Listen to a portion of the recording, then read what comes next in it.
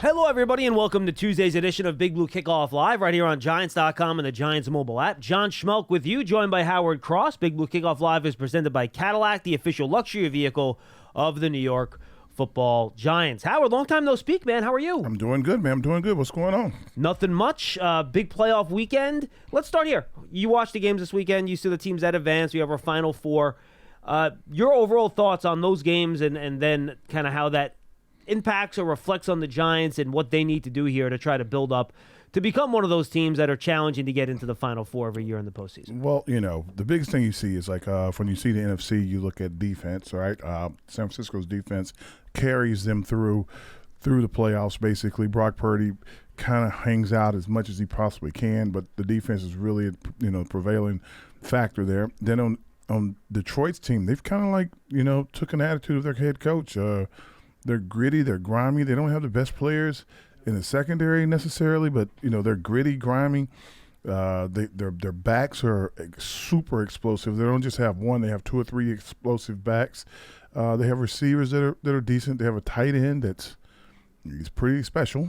He's playing pretty well, and their quarterback kind of gets it done. And as for defensively, they make just enough plays. On the opposite side, when you see Baltimore, there's nothing that can be said about Baltimore. Their defense is shutting teams down left and right. You can't get by them. They're playing at a historic level, so there's nothing to compare, maybe the '86 Giants to, maybe, but not like current Giants or anything like that. Their offense is an offense built with a bunch of playmakers all over the field, where it used to be Lamar Jackson and a running back and maybe a tight end. Now it's Lamar Jackson and a whole host of guys, and he's just spreading it around, and when he's not spreading it around, he's running. Their offensive line plays exceptionally well. No one is talking about how well their offensive line is playing, which is like I keep harping on over and over again. I like the Texans. Their young quarterback's going to be great. Their defense is looking decent. It's a hard thing to ask to try to stop Lamar Jackson, but if he goes on and wins the Super Bowl this year, it is going to be harder and harder to stop that team going forward. All right, 201-939-4513, 201-939-4513. We're going to take your calls early and often on today's show, folks, so get on the line. We have a couple open lines. Come join us, talk some Giants football. So, Howard, in that context, if you're the Giants heading into this offseason now, and obviously you have free agency, that's followed by the draft, what would your top priority be if you're the Giants and you're trying to build up to returning to the playoffs this year like you did 2 seasons ago? What do you think the top priority should be for the Giants this offseason? Well, first off, you're going to figure out if you're going to sign Xavier McKinney. You got to get him kind of like locked in or locked out. You got to know what you're going to do with that.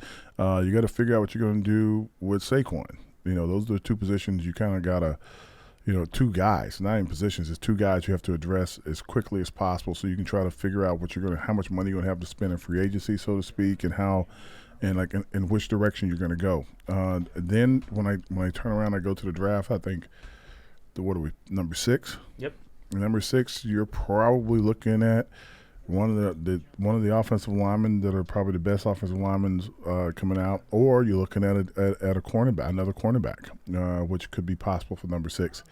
Outside of that, there are going to be a couple of receivers. I'm not sure there's going to be a corner that's worth the bang for the buck at 6. Okay. A couple guys out of Alabama are good. I'm not sure they're going to get into the top 10, though. I think Kool-Aid would be pretty right there. Here's my hot take. I think Terrion Arnold's going to get picked before Kool-Aid McKinstry. Nice. I think Kool-Aid's going to have a better career. Well, he might. I definitely do. He's a kid special. But, the offensive lineman from Penn State, the offensive lineman from Notre Dame, both guys will be there. So that's those two guys will be attractive. You would lean those guys over a receiver in that spot? That is a good question. Harris will be off the board. The kid from Washington will be the next guy, I'm assuming. Or Neighbors from LSU. Those are the two guys. Don't know. I mean, they're both really good receivers. We're talking the 6th pick overall. It's got to be somebody that when they step on the field, they can show up and they're going to play. Yeah, right away. And they don't really have a choice. They have to play. That might be the first time I've ever heard you answer me with, I don't know. That's like my whole life. Like I'm not sure I've ever heard you say that before. Yeah, I'm going to cut that and put it in the archives. When you look at the draft, as it starts to settle in, it's not settled in yet. I think like they got mock 1 out right now. When you start looking at the draft, and you start looking at the 6th pick. Look, the first 5 guys are the first 5 guys. Right? Who are your first 5 guys? You're probably going to get the 3 quarterbacks. You're Yep, probably going to agreed. get Harrison, and Yep. you're probably going to get the tight end from Georgia. So you think Bowers is the 5th guy in that group? I think if he isn't, then if he's up for number 6, then we're drafting Bowers. Interesting. Yeah, I mean, and that's, no offense to everybody on our team and everything, but that kid is a difference maker. No, look, I agree with you. I think the first 3 quarterbacks in Harrison will be the first 4 players taken. It's odd this early that I'm as confident as I am that those are going to be the first 4 picks, but I feel fairly confident that it'll be in that order. It'll be the 3 quarterbacks just because of the needs. Then Arizona would take Marvin Harrison Jr., and then I think Tennessee is 5th, right off the top of my head. They have an offensive – no, wait, or is it the Chargers? I have to double-check that. I think it's the Chargers, actually, that are at number 5. So they're interesting. They can use an offensive tackle to pair with Rashawn Slater. Yep. But Bowers is a guy there, or a receiver, if you want to give another weapon to Justin Herbert, which would be interesting. So I'm with you. I think you're right on the right track in terms of who the top 5 is going to be. Those are the guys that you're going to have the most interest in. And, and that's not beyond, the Giants trading up to go get somebody if they thought that somebody was so important that they could go get them. So Yeah, Chargers are 5, then the Titans are at 7. The Titans are likely going to pick an offensive lineman. yeah, They need so one of those. yeah, so that's kind of where you are in the draft. I mean, I when I say I don't know, I don't know. I mean, if Bowers is there, you probably will take Bowers. If it's a receiver, you probably will take receivers. Like if you're going to rank the receivers, Do you like Bowers that much as someone that obviously knows a ton about playing tight end? I like Bowers that much because he is he's another guy that's going to be in the league for a long, long time. He's going to catch 1,000 passes. He may not block anybody, but he's going to catch 1,000 passes. I'll tell you, he tries, though. He's a guy who will try to block. He's a tougher guy. He makes a lot of plays. He makes plays beyond, above the numbers, so to speak. He'll go get the ball, and you need that. You need a guy that can run routes in a way that it makes teams hard to match up with him. And if you have a matchup nightmare that close to the quarterback, it's just another weapon that's hard to handle. And last thing, we do have the Senior Bowl and the Shrine game coming up this week, College All-Star games. You were involved in the Senior Bowl when you played, and you were coming out. Tell me about what that experience was like. I know you didn't play in the game. You were hurt. What was your injury, by the way? I had broken ribs from my last game in college. You wuss. I'm just kidding. Trust me, broken ribs don't. You don't want to mess around I with had those. 3 broken ribs. How long was it between your final college game and the Senior Bowl? We played About a month? Like roughly late December, early January, and so about a month. About a month away. Yeah, so it's not like you really get like that week of practice down at the Senior Bowl. They select you, you go down. They're like, "Oh, Howard, come down anyway." So I'm like, "What do you want me to?" I ran a couple of routes. Well, you're an Alabama guy, so I'm sure they wanted you there because you're an Alabama guy. It makes sense. Yeah, I ran a couple of routes very gingerly, caught the ball. They're like, "Oh, okay, you sure you don't want to put pads on?" I'm like, "Yeah, I'm pretty sure I'm not going to put pads on." Like, I can't breathe. Like, they're like, "Oh, okay." So that is quite the Cam Newton outfit he's rocking on Good Morning Football today, huh? He got it, baby. When you can pull that off, just pull it off. Go ahead. Are you sure he's pulling it off though? He's pulling it off. He kind of looks like the Joker a little bit. No, the hat I'm okay with. The collar up on the button-down shirt and the tie tucked into the button shirt. I'm not sure if that's. He's giving me a little Joker, a little Willy Wonka. If he was wearing like an ascot instead of a tie, then I think that's what you're supposed to tuck in, right? And that's a leather members only jacket too. No, jacket I'm fine with. Hat I'm okay with. It's the tie collar tuck-in tie combination that I'm not thinking. He is a trendsetter. If you can pull it off, go wear it, dude. Ain't nobody gonna complain about that. He is trying to set a trend, that's for sure. I don't know about a trend. I'm not sure anyone's following that trend. If you can pull it off, you can pull it off. Of course.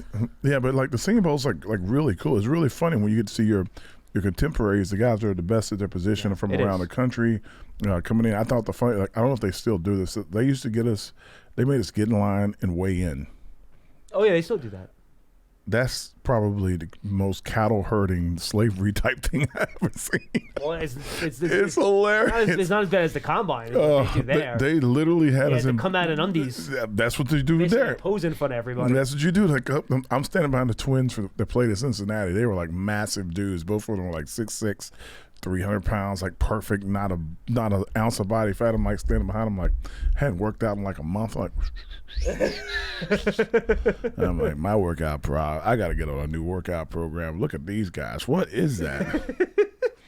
I don't even know if they ever played in the league. I just remember seeing them like that's ridiculous. Remember their names? Twins from Cincinnati? I don't remember, no. But that's what I was like. I think Derek was standing behind me. I'm like, Derek. He goes like, don't even start. I assume Derek had worked out in the past 4 weeks, though, right? But it's just funny to see people that look like that. It was pretty cool though. But being around the guys, watching what was happening, seeing a lot of coaches, talking to a lot of the coaches and GMs, and trying to figure out what could you do. I got more workout. When guys came to the school and saw me and got to run the 40s and lift and do everything. What was your 40-yard dash time? Probably 5.5 or something. I was slow. Oh, could have been 5.5. No, I ran like the fastest I think I ever ran. I think Pierce could run like a 5.2. Like on a clock somewhere, it was like a 4.7 something. But mostly, but I didn't run fast until almost March. Makes sense. Yeah, because I was like, I couldn't catch a full breath. So I want to dig into this. Who broke your ribs? Do you remember what player did it to you? I can't remember the player's name, but it was the last game of my college career. So we played the Sun Bowl. We played against West Point, and I thought that was funny. And I can remember like playing. I'm like, look at these little guys. This is so cool, and we're very respectful because they're Army, cadets. Of course, yeah, sure. And I was running routes and catching passes and like having a great time, and they called a pass like a seam pattern. You're supposed to stay outside of the numbers. I'm like, that little safety, he's gonna be scared to death to tackle me, and I ran right up the middle. And he hit me, and had an imprint of his helmet in my ribs, and my lungs like. I'm like, that didn't feel good. I should have stayed outside the numbers. In my entire career, the only time I didn't get up and come off the field was that time I sat there because I couldn't breathe. Really? And they were like, you just got the breath knocked out of you. I'm like, I just got the breath knocked out of me. I said, I think there's more than that. They're like, no, you're fine. You're going to be okay. And I remember catching the ball and going down instantly every time I caught the ball from that point. Wait, so you stayed in the game? Yeah, I kept playing. So it was one of those catch and get down? Yeah, you got to catch and do not take another hit. and literally, oh my God, who's the guy who used to be here all the time with us? Been in the movies, Colonel. Oh, Gadsden? Colonel Gaston. He was in that game. We played against each other. Get out of here. Colonel I didn't Gaston, know that. Yeah, and then a few years ago, probably on the anniversary, you'll see if that was 1988 in 2008 or 2008, I believe, or 18, I don't remember. Probably 18 more likely. I went up to West Point to relive the game and with a bunch of cadets that were there, and the safety that hit me was there. He was like, man, and they played the play over and over again. Did they really? Oh, yeah, it was hilarious. And what was I going to say? Like, these guys served the country. I was like, I'll come up. You can poke fun at me all you want. The announcer for Army goes like, and cross over to him, oh my God. And it was just very funny. So I was like, I had a great time with the guys, man. It was awesome. I love these stories. These are great. I could listen to these all day. Pearson, that's the tease. I want Howard getting laid out against Army as the tease. Did you guys win the game, by the way? I would hope. Yeah, we won the game. Okay, I would think. Alabama beating Army, I imagine, would not be that big of an upset. All right, 201-939-4513, 201-939-4513. Go subscribe to the Giants Huddle podcast presented by Citizens, the official bank of the Giants. We do a bunch of interviews with analysts around the league. We talk to Giants in the front office, players, coaches, all that good stuff. We have a nice off-season kind of primer up right now with one of my buddies over at Pro Football Focus. Go check it out. Talk about how much cap space the Giants have, draft pick, and according to the way they kind of calculate, Howard, they have the fifth or sixth most, fifth, right? The fifth most off-season capital to use in terms of draft and salary cap together to try to improve the team. So the Giants are in a good spot here heading into the offseason. So go subscribe to the Giants Huddle podcast, Giants.com, Giants.com/podcast, the Giants app. Go check it out. And also draft season. We just recorded another episode this morning. It goes up tomorrow. We preview the All-Star games. Go check out draft season. That's presented by Visa with Tony, Pauline, and I. And, of course, we'll be heading out to Frisco and Mobile for the Shrine and Senior Bowls later on this week. And we'll have a lot of content coming your way from down there. All right, 201-939-4513. Hugo in New Jersey will lead us off today. Hugo, what's up? Hey, good morning, guys. Good morning. What's up? So both of you have heard sort of my priorities for the offseason, at least for the free agency phase, which is around toughness and physicality. So guards, edge rusher, and three techniques.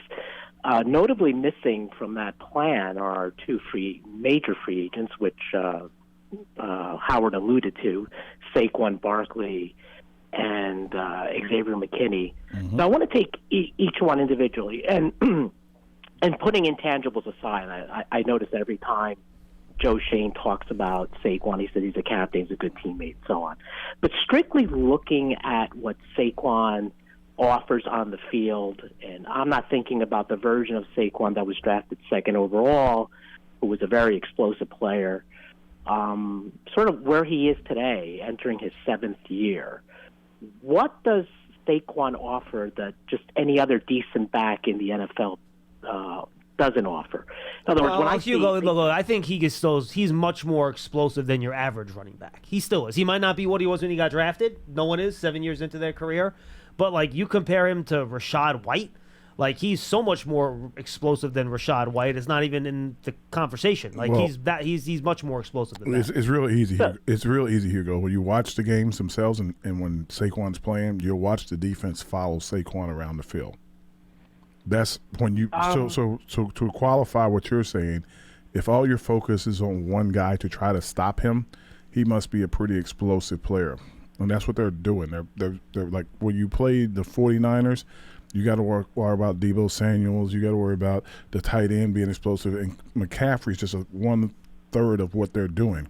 When you're playing against the Giants, you have some decent players around, but you have one player that you need to stop. And he is right. And we saw when Saquon went down, the way teams treated the Giants' run game was very different when Saquon was not in the game as compared to when he is in the game. The way they treated their play action, the way they treated everything around the team. Yeah, he is right about that. Yeah, he's pretty dominant. I'm just wondering if teams have done that based more on reputation than what they're seeing on film. Because I don't see him erase angles like he used to. And, when things are blocked up, he hits the hole. I don't see him having excellent contact balance. He's never been a power player. He's never really lived up to being an elite receiver. So if you're telling me he's still explosive, we just didn't see explosive plays from him this year.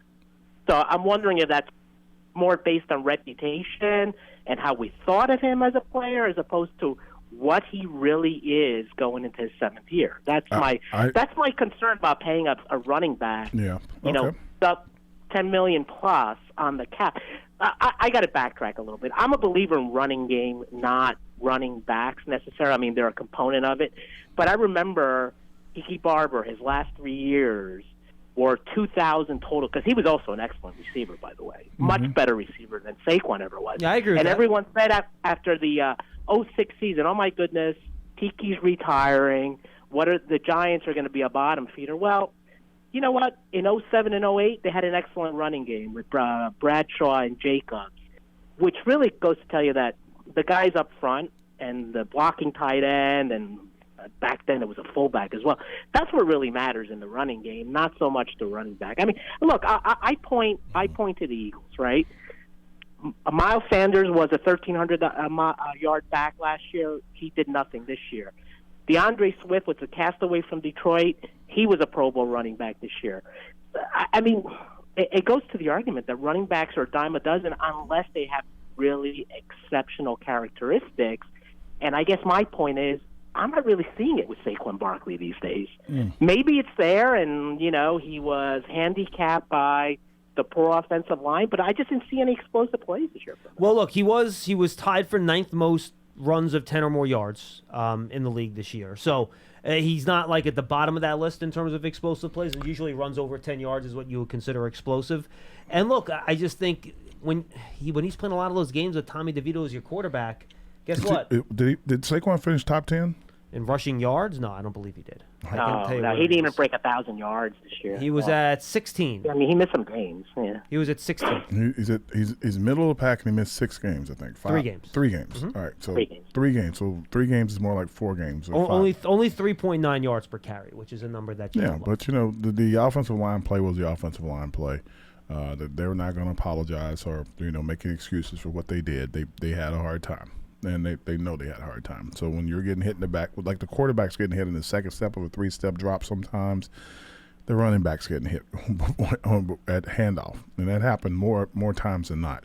So it's hard to be explosive when you're, dodging 2 guys in the backfield. That's just part of it. Look, and I'll say this. I mean, Hugo, and I think Howard agree with this too. Is Saquon the same guy that he was when he got drafted 7 years ago? No, he's not. He's not that same guy. Not the same guy after the first year. Correct. and we agree with you on that.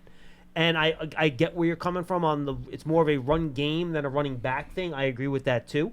But I got to be honest with you. I was swayed a little bit this year when and I know because Howard and I weren't talking about this at the time. We talked about he saw it from the sideline. I saw it from the booth.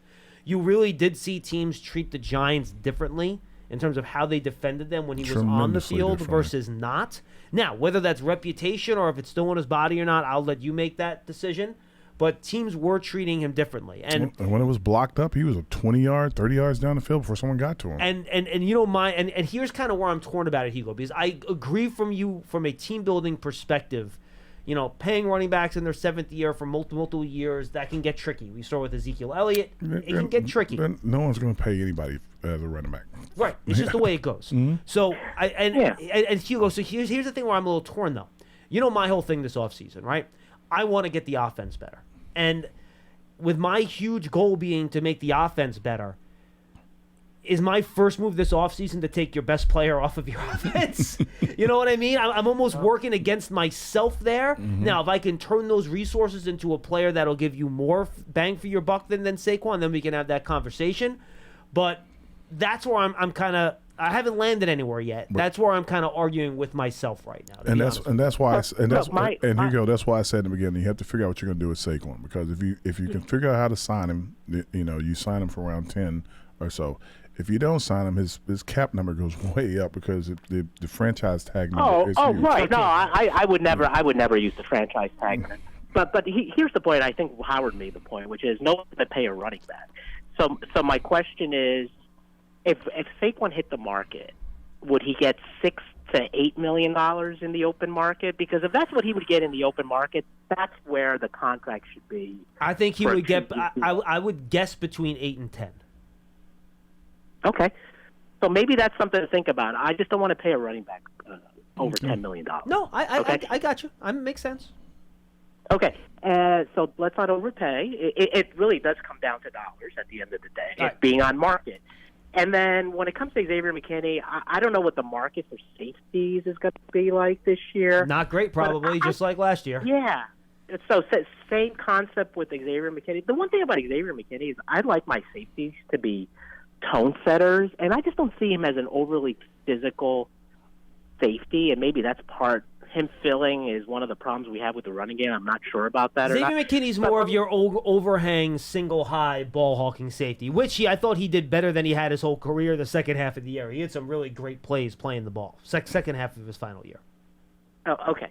So again, and by the way, you can get good safeties in the second, third, fourth round of the draft if you look for them. I mean, that's where you drafted Xavier McKinney in the second round. So yeah, you can find good safeties in the second round. Absolutely. Yeah. So I don't know. I don't feel too strongly about him. I'm not making that a priority. Yeah. I'm making priority trenches, edge, guards. And if those guys, if we can find a place for those guys at the right price, fine. But they're not the thing I'm thinking about as we stand here today. Okay, no, that's fair. That's fair. Thank you, Hugo. I think with Saquon, he's in his 7th year. I think, like I said, if you're going to sign him, you're going to have to sign him. If you don't sign him, you might be looking at him two or three times a year if he goes over to the Cowboys or something like that. And you don't want to have to deal with him on that scenario at all. As far as McKinney goes, I think he's going to be probably one of the top safeties in the league next year. And I think that, he had a setback year last year with the broken hand. It kind of took him off his arc because his first year he was phenomenal. His second year he broke his hand. This year he came back, and in the second half of the season he started to pick it up and started to get better and better with the interceptions, ball hawking, knocking the ball down.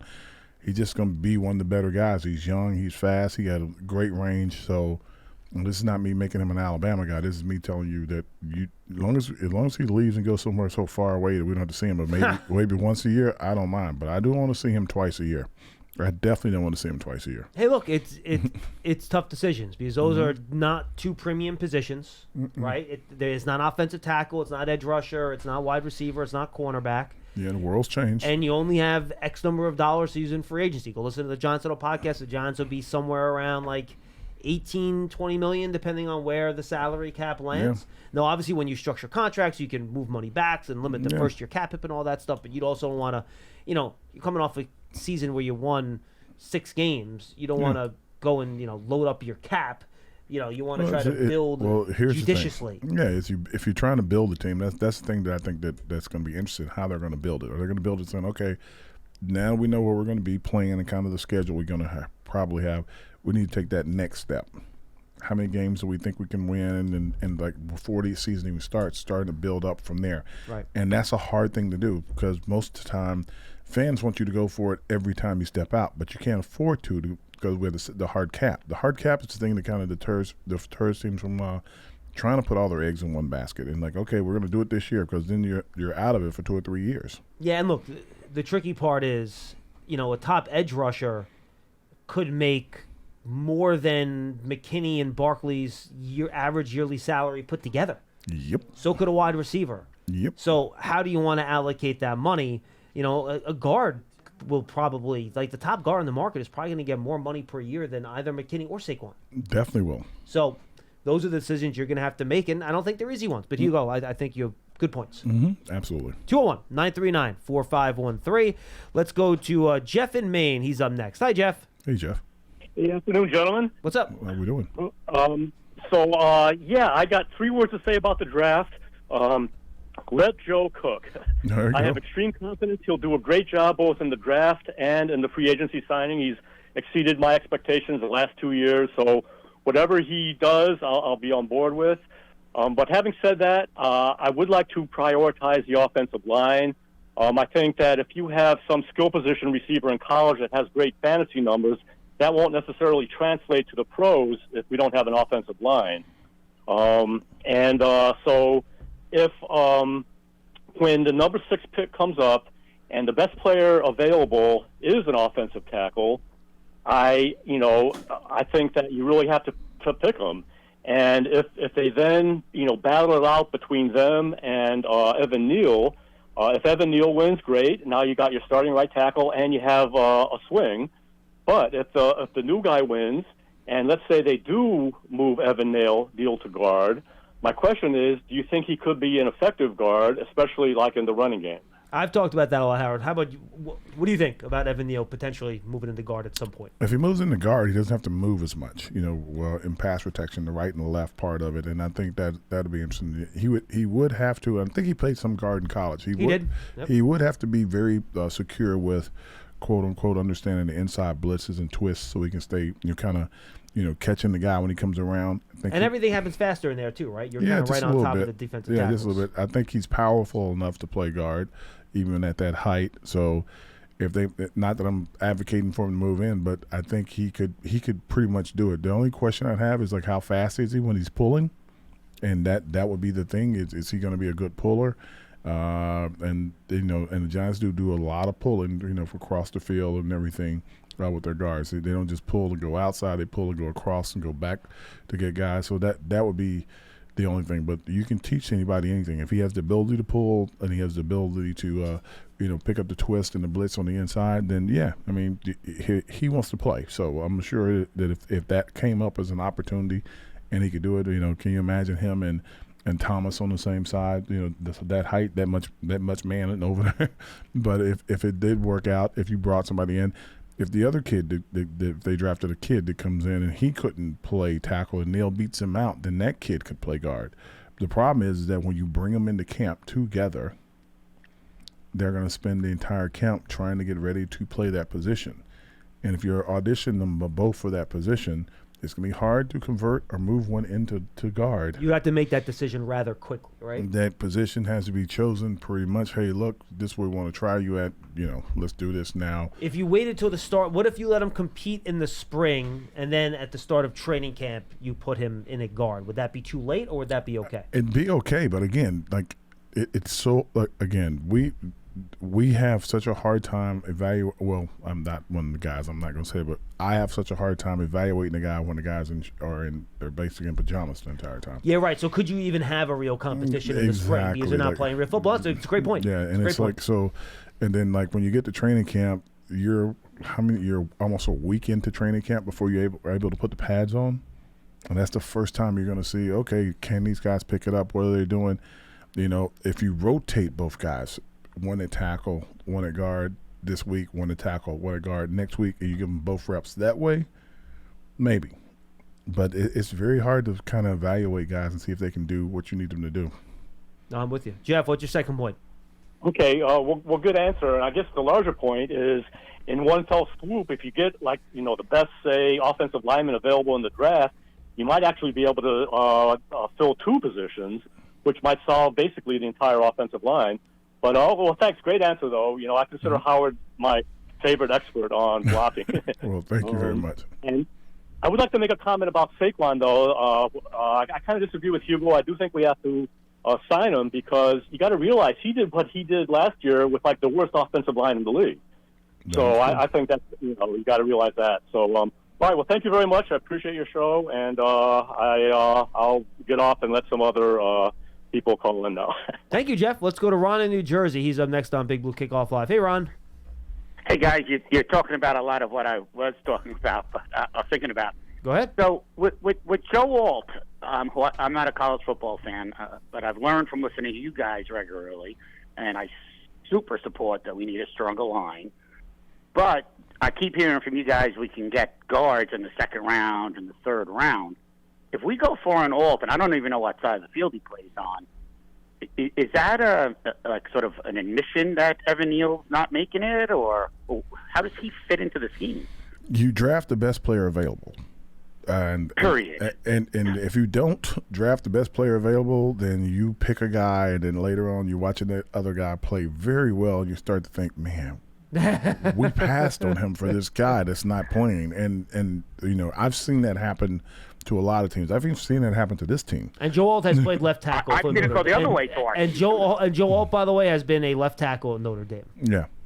Okay, so that's what I mean. Because I've seen a lot of these mock drafts, and I know, John, we have 3 months of these conversations. Yep. But are people who are mocking Joe Alt basically saying what?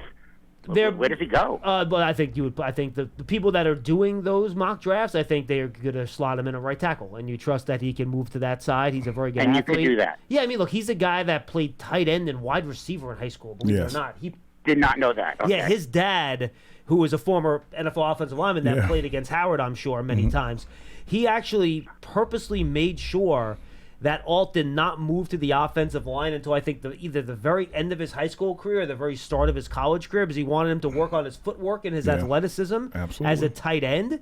So when he moved to the offensive line, he would have a lot of built-in athleticism so he could be more successful as a left tackle. And frankly, if you watch him at Notre Dame, pretty good. Plan worked.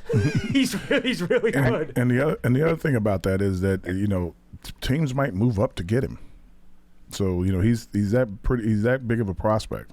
Yeah, and that's the thing right now. Trading back. Yeah, and Ron, real quick, the top two offensive linemen in this draft are Alt, and Howard mentioned this before, Olu Fashanu from Penn State. Mm-hmm. Both of them are left tackle. So both of those guys, if you do select them early, you're not moving Andrew Thomas, right? You're going to have to move one of those two guys to the right side, and I'm sure they have a way to talk to these coaches. Maybe Notre Dame worked all at the right side in practice a little bit. Maybe Penn State did with Fashanu. Did he play left tackle his entire career? I don't remember that. He did in 22 and 23. Let me double check 21. I will double check that right now. He had, like I said, when you come out and you're a basketball player and you're a tight end and you're moving from side to side, you can do a lot. Yeah, he played left tackle in 21 as well. Yeah, okay. But you guys, not you personally, but the show has mentioned many times that you can't, or it'd be real difficult to move Evan Neal to guard. Do you think that's true, or? Well, I mean, I think there were various opinions on the show, to be honest with you. I think different people think different things. I think Paul is more concerned about moving him to guard than I would. That's something I'd be willing to try. I don't have a concern with it. I think that he played guard in college as well. I think he can move he could play several spots. Now, would I go out of my way, Ron, to go draft an offensive tackle to move him? No, but if you get there, and according to your scouting reports, your best player on the board by far is an offensive tackle, and you think he's going to be an All-Pro tackle for 15 years like Andrew Thomas is? Well, of course. I think you have a hard time. And by the way, I think Fashanu and Alt are probably going to be graded higher than any of the offensive tackles over the last couple of years that have been in the draft, to be quite honest with you. I would understand why you would do that, but I would not go out of my way to do that. You know what I mean? I do. Hey, quick question. I didn't mention this one to Pearson, and this might be out there. No, fine. Am I crazy to think Leonard Williams can come back to our team? Is that too much money? Is he past the stage? That's a lot of money. It's a good question. Yeah, too much money. No, Ron, good question. I don't know what Leonard's, what is Leonard going to prioritize in free agency now? He's got paid a lot of money in his career, right? He's gotten paid a ton. Right. Is he going to prioritize getting a payday, or is he going to prioritize going to a team where he can win a playoff game? The only And playoff presumably game it wouldn't be a great difference. Yeah, the only playoff game Leonard Williams has ever won was here with the Giants last year. Okay. So what's his I'd like priority? to have him back. No, look, and I think he would fit. I think they could use him, but again, that's a big part I of your know the offseason number. That's why resources. I didn't know if I was crazy, but okay. No, you aren't crazy. All right, I wouldn't really. I appreciate the call, Ron. I think the Giants would probably not want to focus on spending money on guys in their 30s. That would be my thing. Yeah, I think they want to get as young as possible and as good as possible, as quickly as possible. I think Leonard Williams is probably one of the top interior D linemen in the league. He's still explosive. He can still get after it like at a super high level, because when he left the team, I think he was playing like 80+% of the plays when he was in the game. So you just got to be mindful of the fact that that's a lot of wear and tear on a guy's body. But he is great buddies with Big Sexy Dexy. So if the two of them came back and played together, I mean, they could have a really good year. He turns 30 in June, by the way. Yeah, they'd have a really good year next year. And then my question would be, how many good years you're going to have at 30 plus? That's what we have to worry about. And he stayed healthy all year too. Remember, he had all the injury problems in 2022, where he kind of dealt with the shoulder, correct? The shoulder, the elbow, Yeah, I think he had stinger issues, and he had 5.5 sacks this year for an interior defensive lineman. That's pretty really good. Yeah, that's really high. He could still play, but again, with where the Giants are coming off a 6-win year, do you want to invest big money in a guy that's going to turn 30? You want to invest. You want to try to keep as many young contracts as possible when you're doing this. I think that's what they're. That would be my choice if I was trying to do it. And the one good thing is that the two top guards on the market, Robert Hunt, who's a tackle who came in as a tackle, got moved to guard by the Dolphins. He's only 27. And then Kevin Dotson, who was a guard for the Rams this year, who was previously with the Steelers, got traded to the Rams in the offseason. He's also only 27. Okay. So if you want to target one of those two top guards, you're getting a guy in his mid to late 20s. That's what you're looking for. Where if you sign him to, let's say, a 5-year deal, he's still only going to be 31 or 32 when that deal's up, which is kind of what you're looking for. And that's what you're hoping for. Yeah, absolutely. 201-939-4513, 201-939-4513. Tim in Charleston's up next. Hi, Tim. Hey, John. Hey, Howard. Great to talk to you guys again. So where in the world is Tim calling from today? I always like to play that game with you, Tim. Are you at the bar today? I am at the bar today. I'm having some chicken tenders with honey mustard, my cigar, and my beer. Chicken tenders or chicken wings? How I usually chicken tenders. Chicken tenders. Okay, so you go boneless. You go boneless. Okay, interesting. Well, it's boneless chicken wings are BS. They're not wings. They're just white meat. They're basically boneless nuggets. Yeah, boneless chicken wings are chicken nuggets. I mean, that's what they are. Correct. Yeah, but they give you. I mean, they give you a big order here. I gotta, if anyone's into Charleston, come to O'Brien's. There you go. How many tenders do you have? How many tenders do you have on that plate? What are you rocking? They gave me 3 to start with, and I'm probably only going to eat one and take the other 2 home. See, now, are these like the really big long tenders that are good, like 5-6 inches long, or are they like little nuggets? These things are like the size of the palm of your hand. Okay, so they're like chicken cutlets almost. Yeah. Okay, I got it. Yeah, okay. yeah. They're basically chicken cutlets. Yeah, they're not little things. So anyway. Tommy DeVito would approve. Okay, what do you got for us, Tim? To get to the Giants, it's funny. It's because everyone who has called in and your comments have been exactly what I wanted to talk about, which is, here's my feeling, and I want to talk about the draft and it's touch on free agency just a little bit.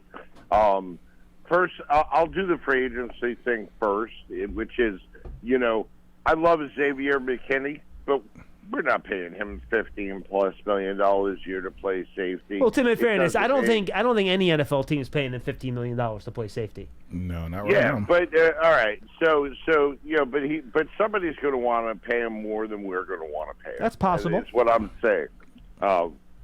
So I'm sorry. No, go ahead. Go ahead. I just took a bite of my chicken, one of my chicken tenders. I apologize. Don't do it while you're calling, Tim. Come on. That's funny. That's terrible. What are I you, apologize. chewing on the air? Right. Come on. You don't hear me chewing. No, but if you just took a bite, I know what Will you're you doing. let him talk? We saw. All right. So, and then the other thing is, Saquon should have taken that 2-year deal last year. I mean, because I think it was Hugo who was the first caller said, I don't think they're offering him more than $10 million a year guaranteed for 2 years. So, but and we have less cap space that I would like to have this year. I would like to have like $45 million, but we've got like under 30. So, and we got to improve our guards. So I'm saying, I've said this like at least twice before. So we sign a guard, we draft a guard because you can get a guard in the second or third round, right? But top pick, my feeling is 100% if he's there, Joe Alt. And I'm not usually somebody who locks into a guy at a pick so much, but here's my feel. If you go back to Andrew Thomas has been with the team, 4 or 5 years? 4 years, I guess. Evan Neal has been with the team now 2 years. Mm-hmm.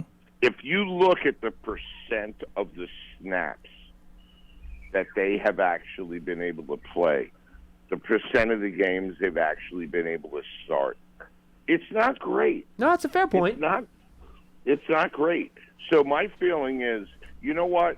If you have too many excellent offensive, even if Evan Neal develops and becomes a top-tier offensive tackle like Andrew Thomas has been, you can't have too many great offensive tackles, given these guys' injury histories. So draft, Alt or, you mentioned the guy at Penn State. I don't remember his name. Olu Fashanu. Mm-hmm. All right. So get us another offensive tackle. He's not trying. So at least we know we have 2 healthy offensive tackles every damn week. I agree with that, Tim, as a theory, but don't make that the reason you picked the player either. You know what I mean? No, okay. That's completely fair. If there's, like Howard said, if there is, you draft the best player available. If he's an edge rusher, if he's whatever he is, you draft him.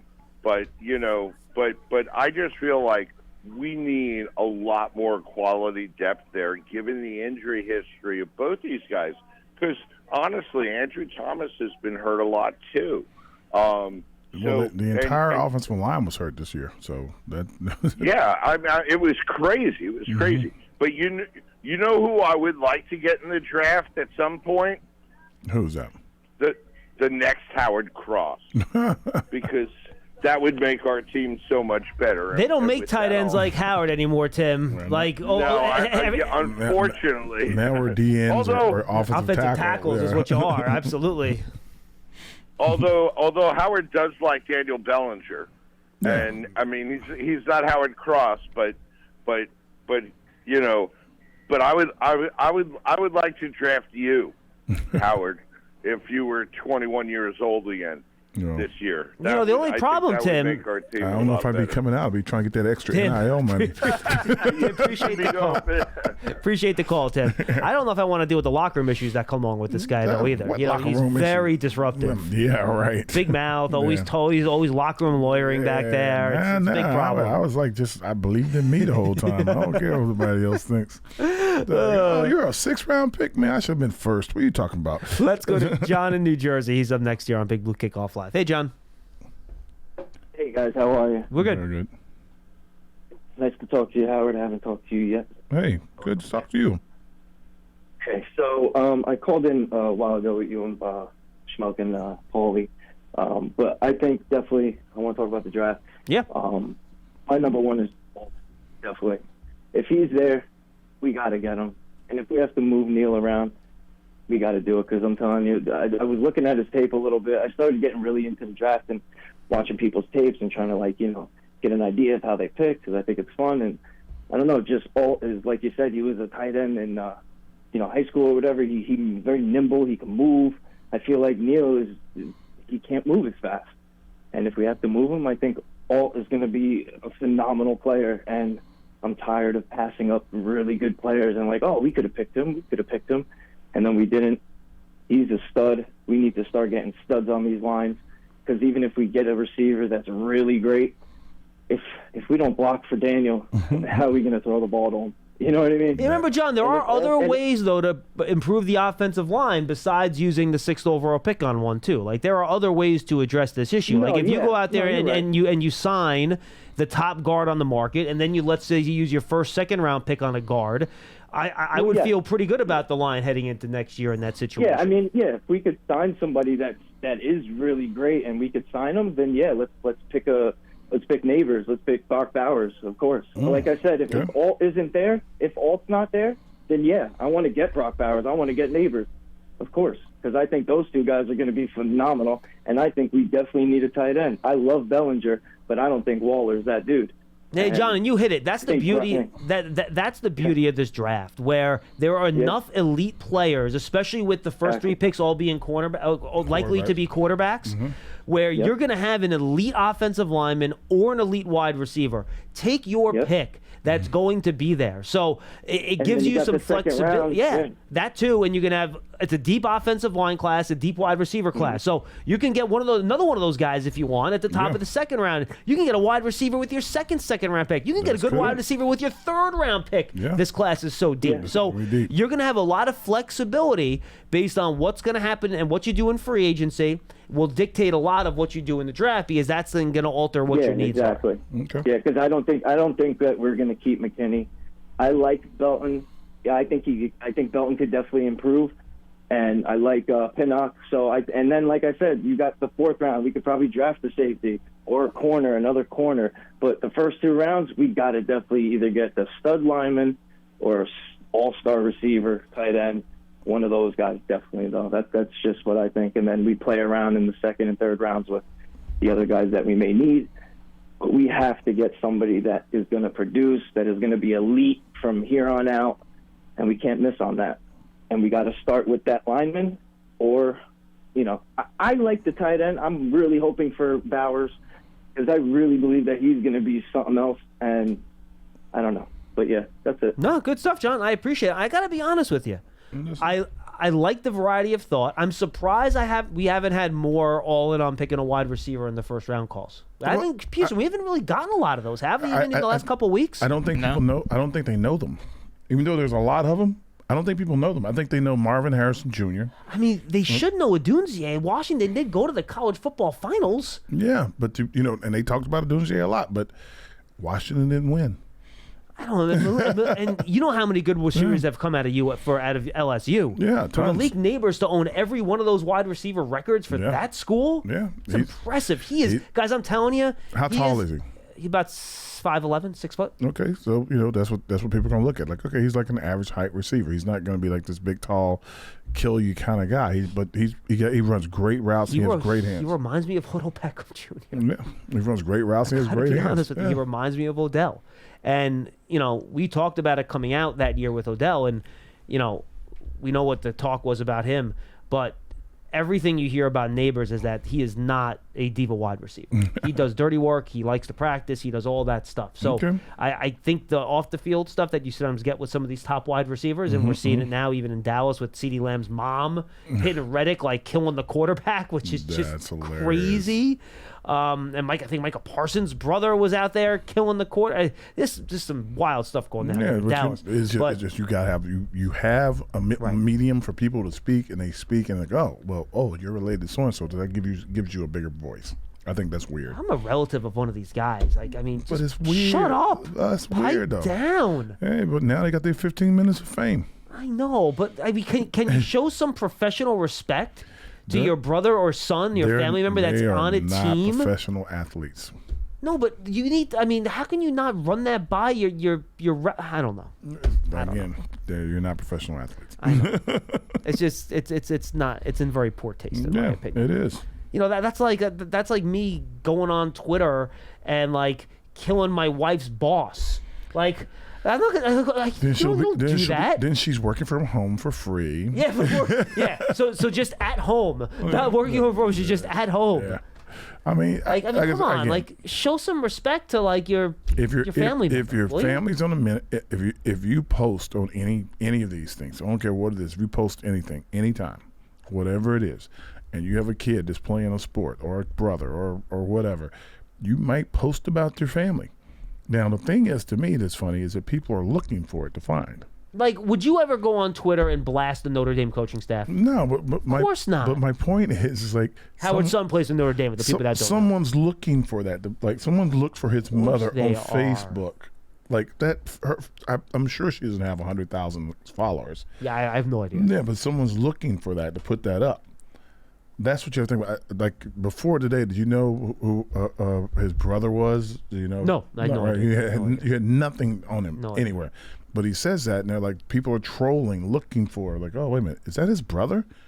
Let me put that out there. Like, can you believe he said that? Like, I feel like Dak's brother might have said something once before. I think Dak's brother's been very, I would say, active. You know, Tad, right? Tad Prescott, I think, something like that. I have no idea. I'm right about that. Laugh, Pierce. I think I actually have it correct. Yeah, and he's like, Stephen A. Smith show, whatever, ESPN. Yeah, like, Tad Prescott. Yeah, they're all like, he's built a little I don't want to call it fiefdom, but a little broadcasting kind of off the backs or the heels of his brother. Like, I got a famous brother kind of moment. And there's nothing wrong with that, but that's what he's doing. Yeah, but then he's saying, again, I didn't read the quotes, apparently he's saying that his brother wants out, but then you're speaking for your brother. Like, I mean, he did not say Dak wanted out. Hold on. He said he would like to see Dak out. Is that what he said? He said he would like to see Dak out. So I see bad headlines. That's why you got to read more than the headlines here.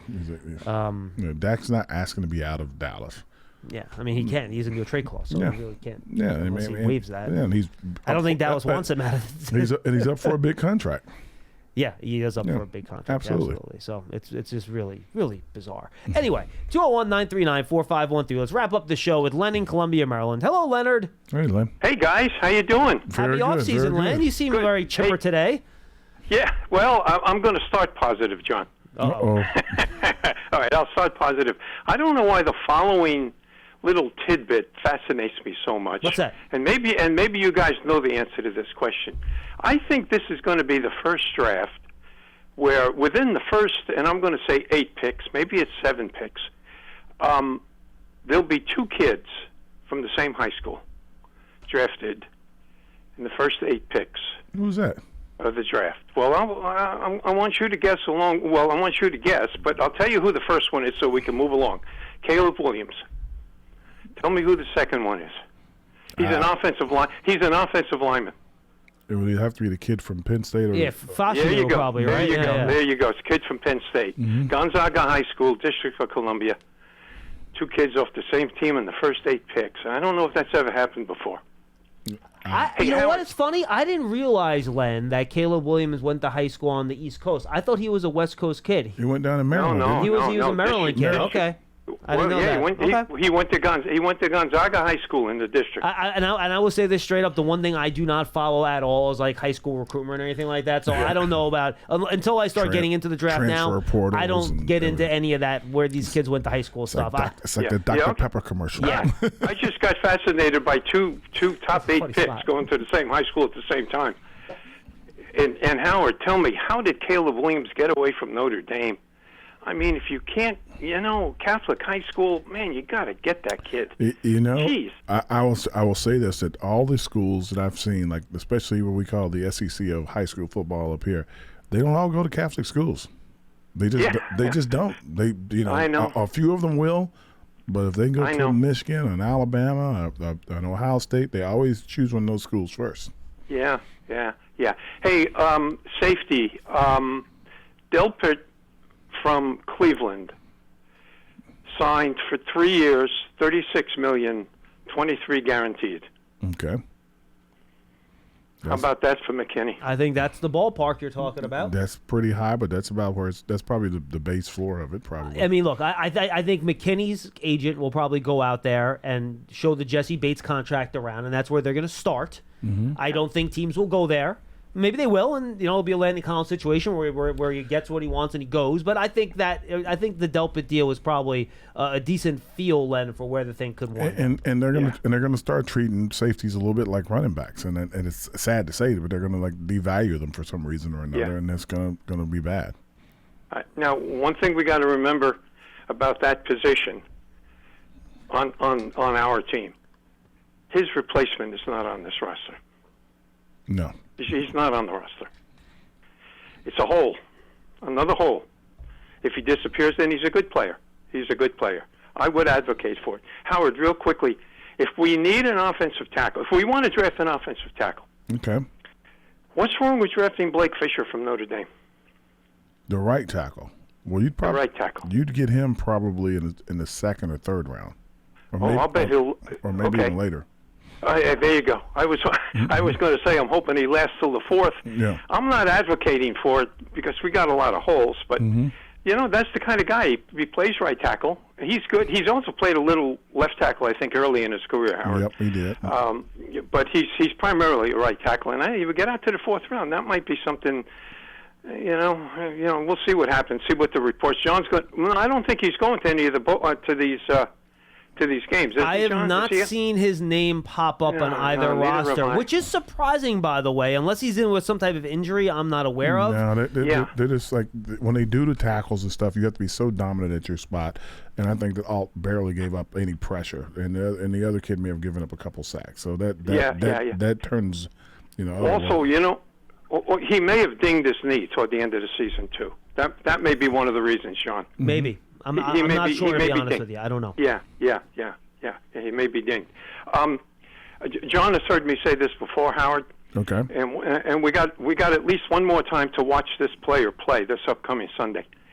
And that's the left guard on the Ravens. Okay. Simpson, number 76. He'll be an undrafted. Well, he was an undrafted free agent, but he will be an unrestricted free agent. Watch this guy. He's pretty good. I'm not sure the Ravens are going to let him slip away, but this is a kind of an under-the-radar guy. He's going to cost money. He's going to cost some money, but it's not going to be, it's not Dotson money. He was a fourth-round pick, by the way, Len. He wasn't undrafted. He was a fourth-round pick out of Clemson. Mm-hmm. He was picked at pick 109 in 2020. That's okay. Yes, he had a terrific college career. Oh yeah, he was great. Absolutely. Yeah. But he's an unrestricted free agent. Something happened with the Raiders, and the only thing I'd be worried about, John and Howard, our new offensive line coach comes from the Raiders. He may have been with the Raiders when this guy was released by the Raiders. So, but still, I've been watching him. He looks pretty good, guys. Take a look at him on Sunday. Well, he was waived. Yeah, you're right. He was waived at the end of the year, the first year he was with Brasillo in Vegas. So my guess is that if he was waived by the team that has our new offensive line coach, might not be a target. It might not be a target. But listen, this kid can play. May not have been the coach's decision. That's always a problem too. That is also true. A lot of times, you have issues with the head coach or something like that. No, not issues. It's not even issues. Like you're fighting. You need somebody really badly, right? And you have to make a decision. And we can afford to lose this guy, but we need this to come to the team. And Len, you're right. He would be a lower cost alternative than the other two guys I talked about. That would be at the top of the market. And listen, if we signed him tomorrow, he'd be the best guard on our team. Okay. I'm not going to say anything. Okay. All right. So watch him on Sunday. Look, I've been waiting 2 weeks, John and Howard. I wanted to settle down after the season was over. Mm-hmm. This roster's a mess. It's a mess. Geez, I mean, let me tell you where I think the long range is with this roster.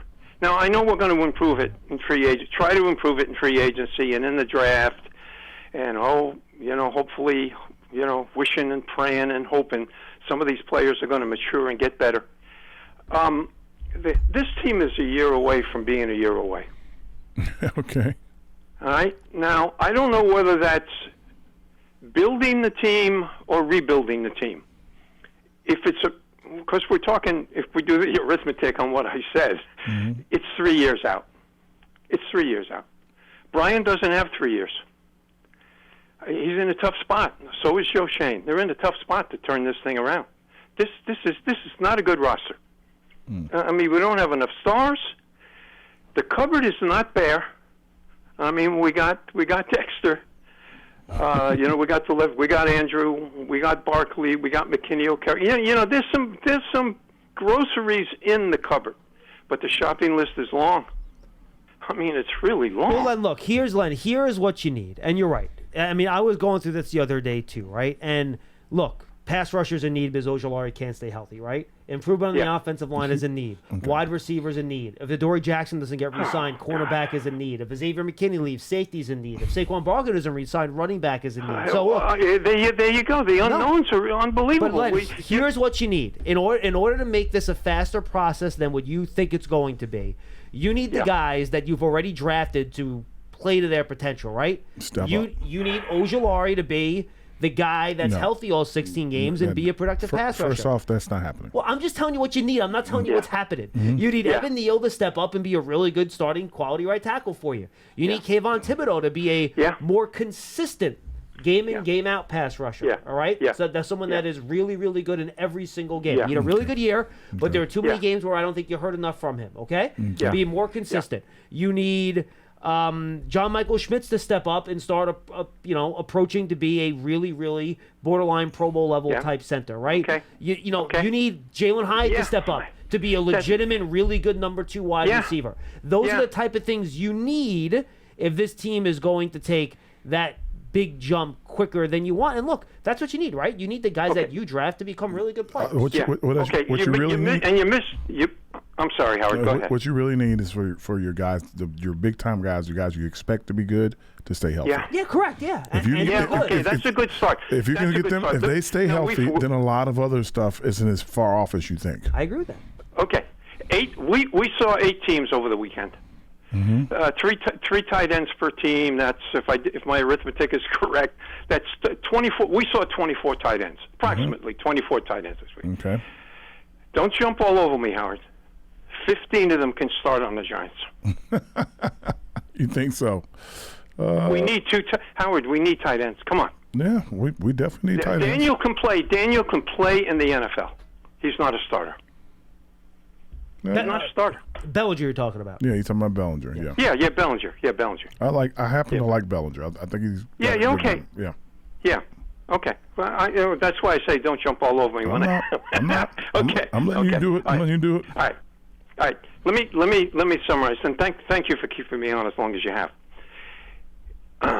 If we got a brand new head coach tomorrow morning, and I'm not advocating for that. All right, Dable deserves a 3rd year and maybe even into a 4th.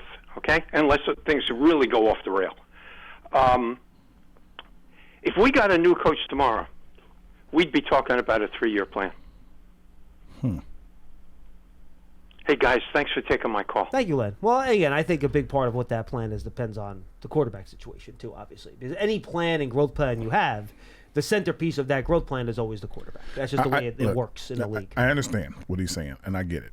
And I understand because everybody's like, you got to do all these things. You look back at the whole schedule and the team and what happened. This is what I think.